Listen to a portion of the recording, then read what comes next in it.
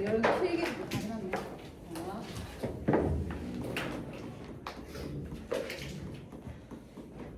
자, 우리가 주성분을 공부를 이렇게 했잖아. 자, 이제 부속 성분을 공부를 할 건데, 부속 성분은 말 그대로 뭐가 훨씬 더 중심이 되는 거냐면 수식이 중심이 되는 것을 부속 성분이라. 자, 그럼 요거 하기 전에 우리가 뭐의 개념을 하나 알고 가야 되냐면, 자, 이거는 얘들아 중요하니까 잘 들어. 우리가 품사 개념을 한 번 더 정리를 하고 좀 넘어갈게요. 자, 품사는 단어들의 갈래인데 이 단어들을 세 가지 기준에 따라 나눠놓은 거야. 단어가 수천 수만 개잖아. 수천 수만 개를 학자들이 좀 잘 분류하고 싶어서 나름의 기준들을 가지고 단어를 이렇게 나눴어. 그 첫 번째 기준이 형태야.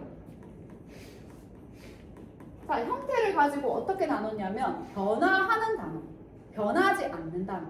얘들아, 책상 변해 안 변해? 안 변하죠. 먹다 이런 단어 변해 안 변해?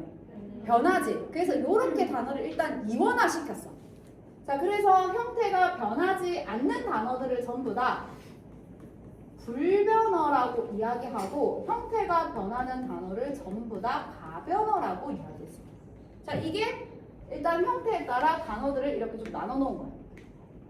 자, 두 번째 분류 기준은 뭘로 가지고 했냐면 이 단어가 타고난 기능에 따라서 분류를 했어. 이 단어가 타고난 기능. 이 단어가 딱 태어날 때부터 만들어질 때부터 가지고 있었던 기본 디폴트 값으로 좀 분류를 했습니다. 자, 이 단어는 태어날 때부터 말의 뿌리와 중심이 되는 역할을 가지도록 태어났어. 이런 단어를 뭐라고 하냐면 체언이라고. 그런 단어들을 다 모아서 너희는 체언이다 이렇게 정리를 해놓은 거야. 자, 그리고 단어들 중에서 너희는 수식의 기능을 기본적으로 가지고 있네. 수식의 기능을 가진 단어들만 다 모았어. 이런 단어들을 수식어입니다. 그러면 얘들아, 체언에는 수식의 기능을 가진 체언이 없습니다. 그러니까 체언은 순수하게 말의 뼈대를 이루는 말들로만 다 구성해놨어. 그리고 수식어는 수식의 기능이 있는 것들만 다 구성해왔어. 자, 그 다음에 있는 것이 관계어들이야. 어떤 말의 관계들을 정립시켜주는 단어들을 또 다 모았습니다. 이렇게. 자, 그리고 단어들 중에서 다른 것들과 별로 유대없이 혼자 쓰이는 단어들이 있는 거야. 자, 그런 단어들을 또 모아서 이렇게 독립어이라고 만들었어. 자, 그래서 이 단어가 기본적으로 가지는 문법적 기능에 따라서 이렇게 네 가지로 그룹화를 시켰습니다. 그리고 또 어떤 단어가 있냐면 이 단어들은 활용을 하네? 형태 변화가 있네? 형태 변화가 있는 기능끼리 묶은 게 용언이야. 자, 그럼 얘들아, 여기서 진짜 중요한 게 우리 여기 있는 단어들 중에서 수식의 기능이 있는 거는 뭐밖에 없다는 거야? 수식어밖에 없다는 겁니다. 수식의 기능이 있는 건 수식어밖에 없어. 자, 그리고 우리 단어들 중에 형태 변화를 하는 거는 무슨 단어들밖에 없다? 용언밖에 없습니다. 이것도 잘 기억을 하세요. 용언 이외에는 아무것도 형태 변화를 하지 않습니다. 뭐 물론 관계어는 일부가 좀 그렇게 하지만. 자, 그러면 얘들아, 지금 우리가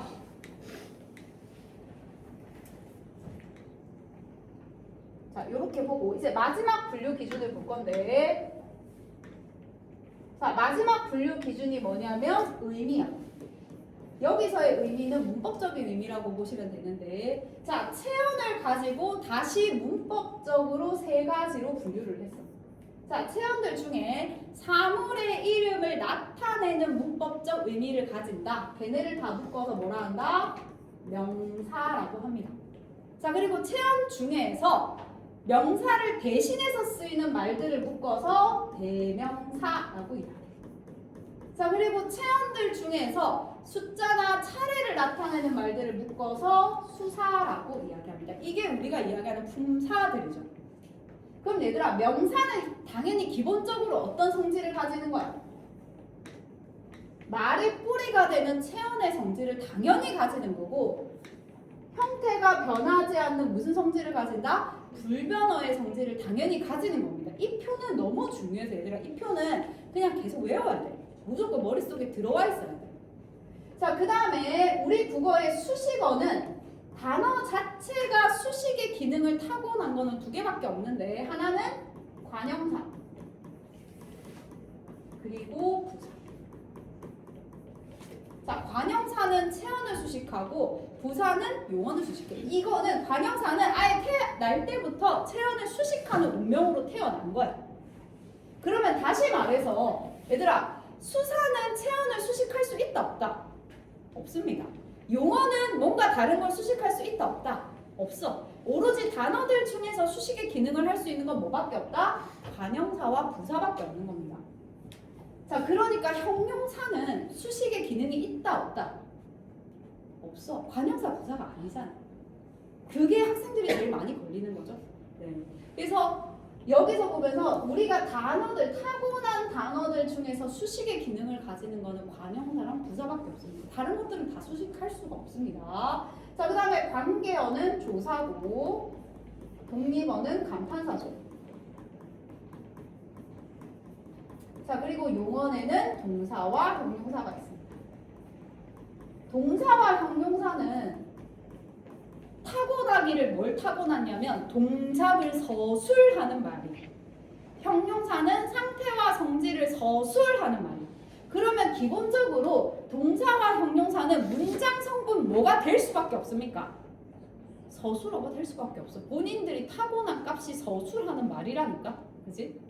자, 그럼 요거를 잘 기억을 하시고 우리가 문장 성분 중에 관형어를 볼 건데 선생님이 그때 품사와 문장 성분을 구분해서 우리가 생각한다고 했을 때 품사는 내가 타고난 주민번호 같은 거라고 했죠. 내가 주민번호 타고난 주민번호는 내가 2025년도든 2026년도든 안 변하지, 그지?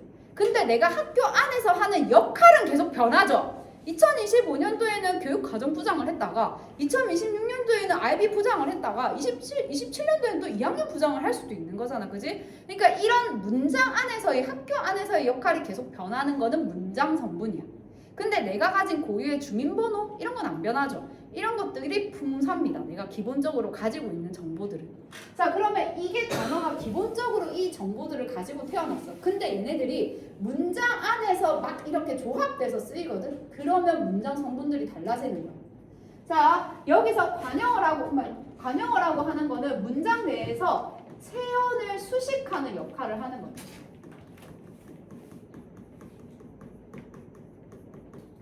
체언을 수식하는 역할을 하는 것들은 전부 다 관형어라고 합니다. 자, 그럼 얘들아, 뭐는 전부 다 관형어겠어? 우리 품사 중에 뭐는 무조건 관형어겠습니까? 야, 왜 명사, 대명사, 수사야? 명사, 대명사, 수사가 수식의 기능이 있어? 없잖아. 수식의 기능이 있는 거는 기본적으로 얘들아, 여기서 얘를 수식한다고 했잖아. 수식의 기능을 하는 거는 이 품사들 중에 뭐밖에 없습니까? 관형사 아니면 부사죠. 근데 그 중에 체언을 수식하는 거는 뭐밖에 없어? 관형사밖에 없죠. 그러면 관형사는 전부 다 문장 성분 안에서 뭐로 다 사용된다? 관형어로 다 사용되는 겁니다. 그래서 관형사는 전부 다 관형어입니다. 자, 얘들아, 관형사가 될 수 있는 방법은 총 3가지거든. 요 3가지를 꼭 잘 외워야 돼. 일단 관형사는 전부 다 관형어가 됩니다. 선생님, 근데 여기 수식 기능 중에 관형사 말고는 다 수식 기능이 없잖아요. 체언 수식 기능이 없는데 여기에 뭔가 특별한 조합을 하면 생겨나는 거야. 자, 그게 첫 번째 하나가 어떤 조합이냐면 체언은 수식 기능이 없지만 여기에 관형격 조사가 붙으면 수식 기능이 생깁니다. 자, 이렇게가 되면 관형어로 사용이 돼. 자, 그리고 얘들아, 용어는 수식 기능이 있다 없다? 없다. 용어는 서술 기능밖에 없어, 얘들아. 자, 그런데 용언, 간에 얘가 붙으면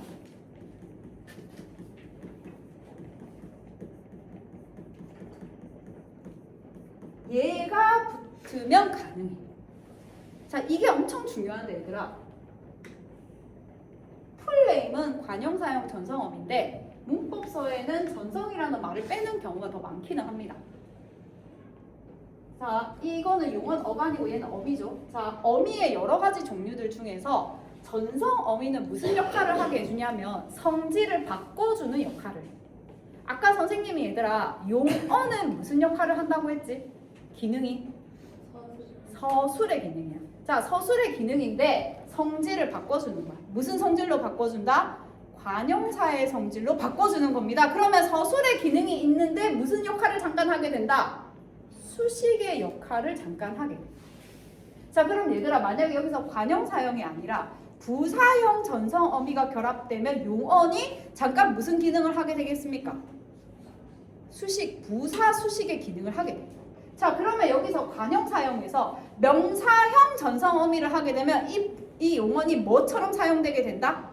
명사처럼 사용되게 됩니다. 전성 어미라고 하는 것이 그런 거예요. 폼을 좀 잠깐 바꿔주는 겁니다. 자, 그래서 전성 어미의 종류가 은, 는, 던, 예. 급식 봉사 다녀오세요. 네. 다녀오지 마시고 잘하세요. 네. 자, 은는, 던, 을이 있는데 이거 설명하면 또 길어지는데. 얘만 하나 들고 이 은는, 던을 뒤에 좀 더 설명할게. 얘들아, 예를 들면 이런 거야. 책이야. 아까 수식이라고 하는 게 의미를 한정시켜 주는 건데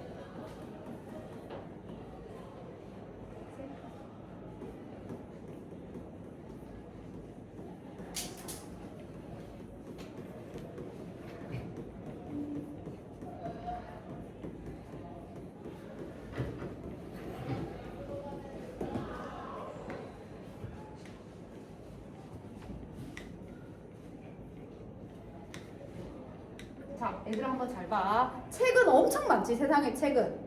자, 여기서 이제 수식이 들어갑니다. 책은 책인데 새 책이야. 그럼 책에서 범위가 한정되죠.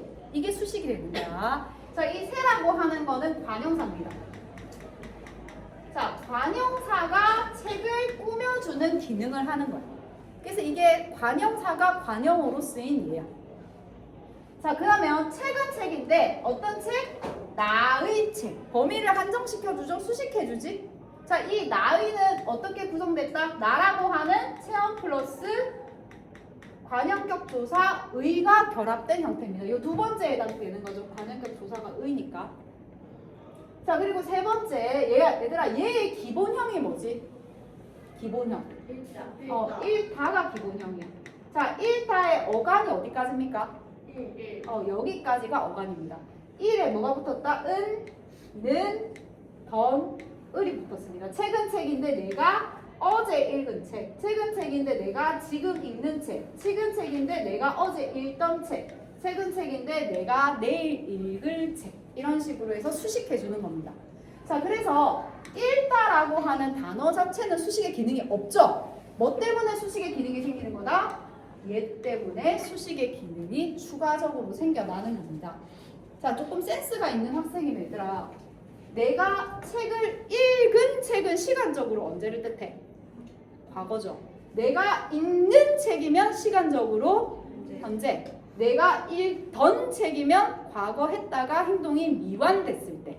내가 읽을 책이면 앞으로 다가올 미래죠. 그러면 얘들아, 관형사형 전성어미는 뭘 표시해주는 기능도 가지고 있다? 시간을 표시해주는 기능도 가지고 있습니다. 자, 그래서 이 개념이 지금 우리가 높임 표현 공부하고 있지만 시간 표현 공부할 때 굉장히 중요한 개념으로 쓰이게 됩니다. 자, 일단 여기까지 했는데 다음 시간에 방과후 때 이거 한 번 더 설명하고 부족성분 설명할게. 수고했습니다.